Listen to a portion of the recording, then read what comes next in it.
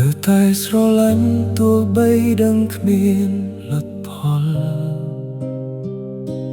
ចាំមកដល់ខ្ញុំងើបដាវចេញពីគេនៅខំប្រឹងញញឹមឱកាសមិនមានច្រើនទេព្រោះអីគេជប់ក្បែរខ្ញុំហើយចង់ឲ្យស្នេហ៍ប្រែមកជាស្រឡាញ់ចង់បំពេញចិត្តអូនមុនចាកចេញព្រោះបងដឹងពួកយើងមិនអាចជួបគ្នានេះជាលទ្ធផលមនុស្សកំដរ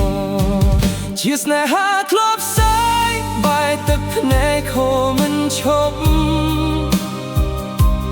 លះអារម្មណ៍ហើយខំប្រឹងទប់មនុស្សពីរនាក់ស្រឡាញ់គ្នាហើយត្រូវបែកគ្នាអូនប្រាប់ថាអូនត្រូវគ្នាវិញអូនស្រឡាញ់គេហើយខ្វះគេមិនបានសូមមានហេតុផលឲ្យអស់ចំនួនឃ្លាតទាំងស្ងប់ចិត្ត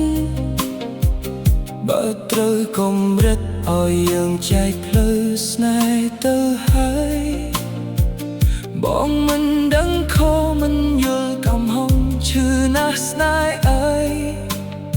សុំស្រីផ្ដល់ចំលើយយើងត្រូវប្រាប់គ្នាដោយហេតុអ្វីជាស្នេហាធ្លាប់សាយបែកទឹកភ្នែកខំមិនឈប់លះអារម្មណ៍ហើយខំប្រឹងទប់មនុស្សពីរនាក់ស្រឡាញ់គ្នាហើយត្រូវបែកគ្នាអូនប្រាប់ថាអូនត្រូវគ្នាវិញអូនស្រឡាញ់គេហើយខ្វះគេមិនបានចង់ឲ្យស្នេហ៍ប្រែមកជាស្រឡាញ់ចង់បំពេញចិត្តអូនមុនចាកចេញព្រោះបងដឹងពួកយើងមិនអាចជួបគ្នា